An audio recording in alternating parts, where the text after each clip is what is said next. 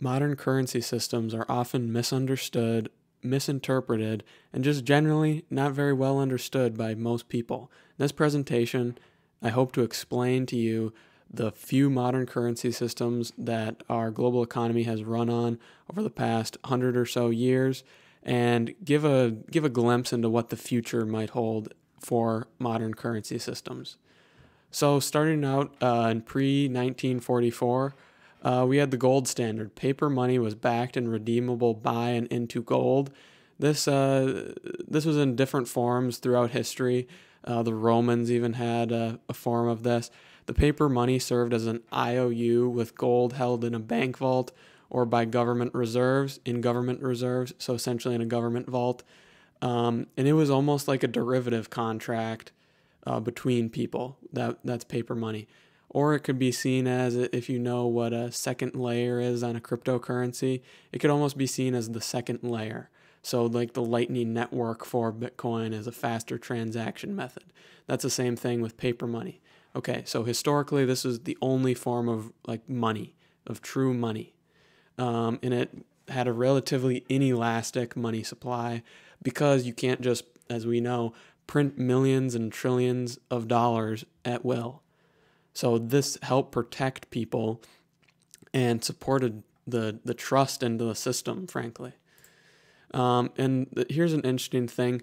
FX fluctuations still occurred even though there was a gold standard. You would think everybody has their currency pegged to gold. Every currency should stay the same. However, that's not true because foreign exchange still fluctuates because of effects negative or positive trade balance. You're going to see TB. That's what it means. It means trade balance. It means exports minus imports. So if you export a lot, you're going to have a positive trade balance, whereas if you import a lot, you're going to have a negative trade balance. And if you have too much of a negative trade balance, then a country has an economic contraction, reducing the value of the currency slightly and leading to more exports. And that's where the gold system comes into play. However, this could lead to a currency collapse also because of not being able to stay back to gold. And we can see here, this is when both of these currencies, the dollar and the pound exchange, were actually back to gold at this point. And so you see it's relatively flat. However, there are a few times where there are dips, and they are somewhat significant. So there still is foreign exchange fluctuation, even with a gold standard, interestingly enough. How it failed, many people will talk about how a gold standard is terrible, but they sort of fail to recognize that the way that it actually failed was because of fiscal lax behavior, essentially. People needed to print money to finance the Great Depression, we see here, and the debts from World War I and World War II eventually needed to be funded here at the end of this chart. This caused a mass devaluation of currencies compared to gold. All the major currencies in the world were completely devalued as compared to gold, and the governments just decided, yeah, we don't want to do that anymore, really, because of how we don't get to print money.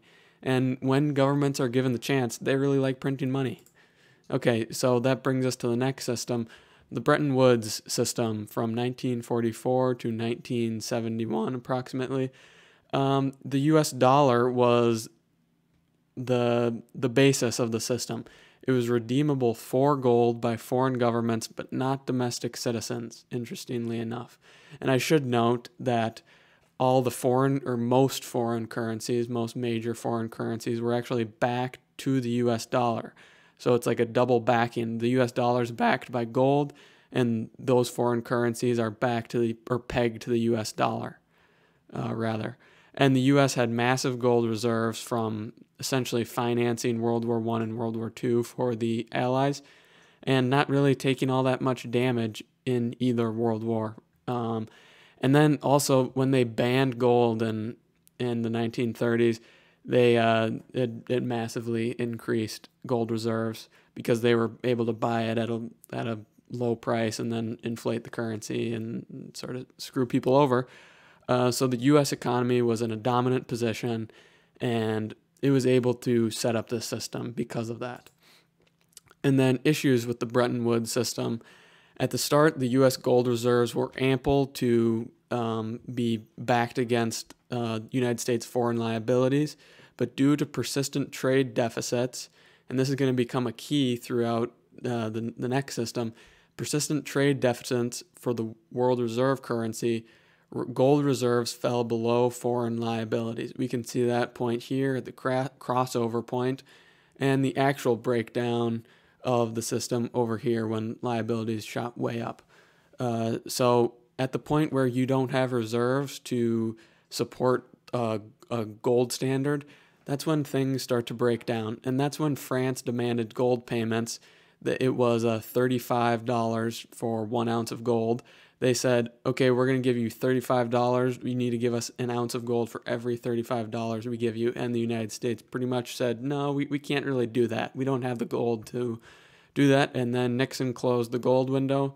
But I'd also like to point out here that if we go back to this chart, right around, this is the start of the system, and the United States gold reserves just slowly trail off until about 1971, where they stopped the system because they knew they were running out of gold reserves. They were being depleted quite quickly. So President Nixon closed the gold window for foreign exchange to redeem into gold in 1971. And so that's when the newest system and the current system, believe it or not, is the PetroDollar system. That's where this comes in. So the PetroDollar, 1974 to now, in the void left by the Bretton Woods system, it was filled by all currencies turning into fiat. You've probably heard that term recently. It's being used as sort of a slogan against a lot of fiat currencies. Fiat, like it's not a good thing, not backed by anything. That's basically what it means. There's nothing backing the currency in terms of redeemability into a commodity or other thing.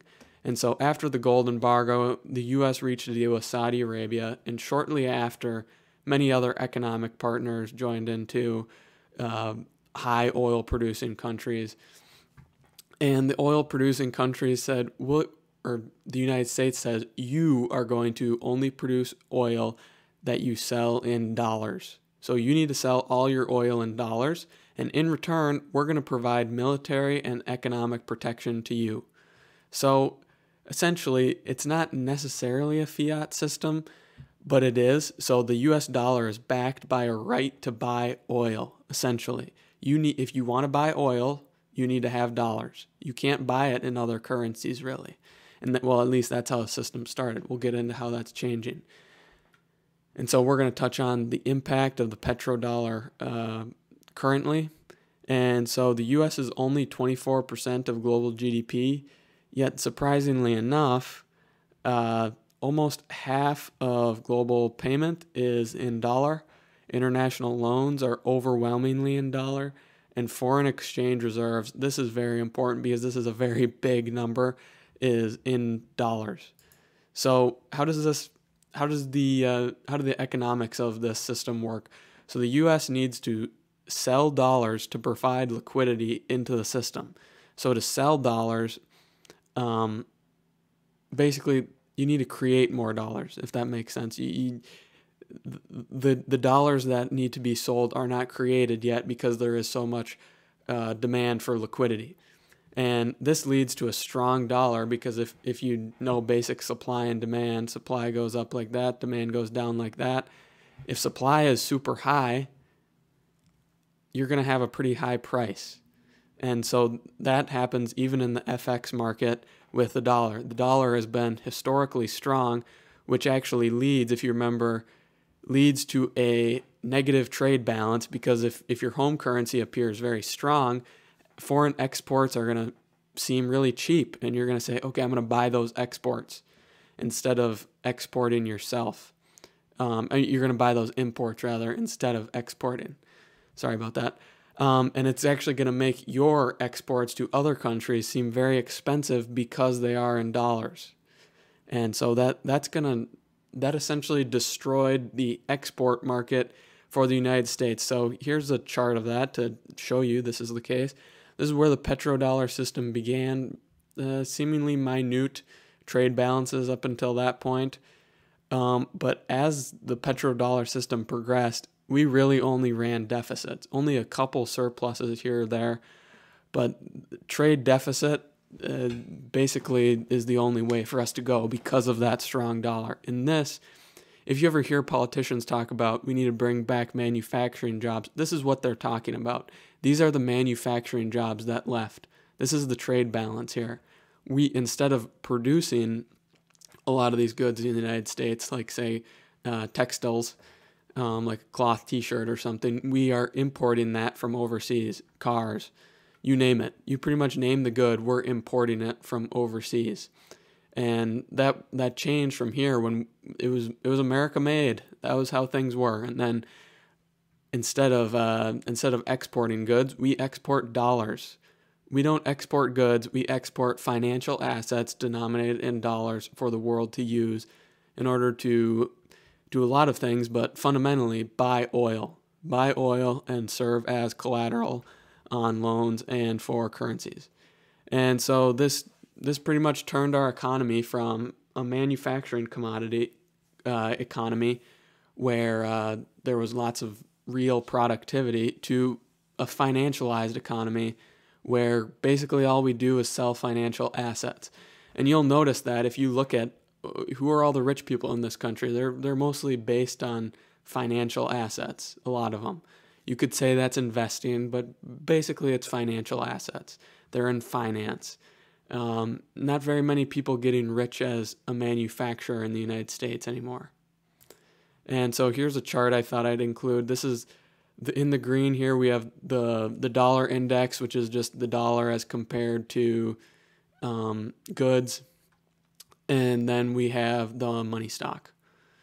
And this basically shows despite the United States increasingly deflating away the currency, our dollar has remained relatively strong in terms of foreign exchange. So because it's relatively strong, that tells us that the demand for dollar is what's propping this up. The demand for dollar has remained so high that we can basically sell these dollars to, if we look back here, finance these deficits.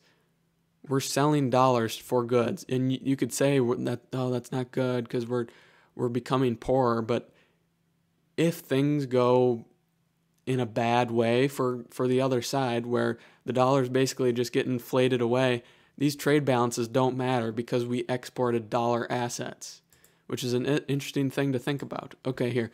So we have petrodollar weaknesses. So the Triffin dilemma. This basically says that if you're the reserve currency, you're going to have a conflict between what the international community wants, the global economy wants, and what the home economy wants. So the home economy is going to say, we don't want to run all these trade deficits to provide reserves for the world, but the world economy is going to say, we want these reserves so that we can finance the global economy. And there's a clash there between providing reserves and running trade deficits. And here we are. The trade deficit weakens the dollar, and providing reserves can weaken the dollar as well. So it can lead to a vicious cycle if things get out of control of a weaker and weaker dollar when the petrodollar ends. That's how it's going to end, with a very weak dollar. And that's going to lead to inflation and a whole other host of things that frankly are very difficult to predict. So, and then here's another thing. The petrodollar system started with the United States importing a lot of oil. And now China is the largest importer of oil in the world, and it imports the most commodities as well too. So this statistic here I think is actually a big deal because China's not going to want to buy things in dollars. They're going to want to buy things in their own currency, which they can control and manipulate at will. And so the U.S. percentage of global GDP is falling. It's less of a presence in the global economy.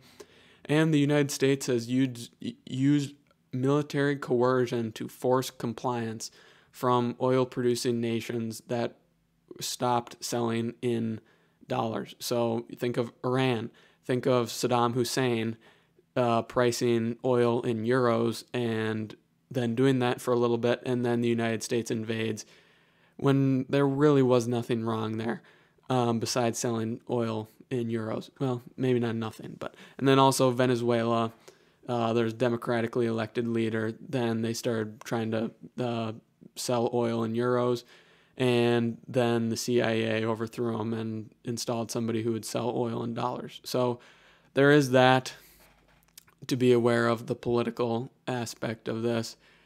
And it'll be interesting to see how this system ends. I think the answer to the question of the modern currency system is we're really going to need a new one pretty soon, within the next 50 years, which is pretty soon in terms of world economy.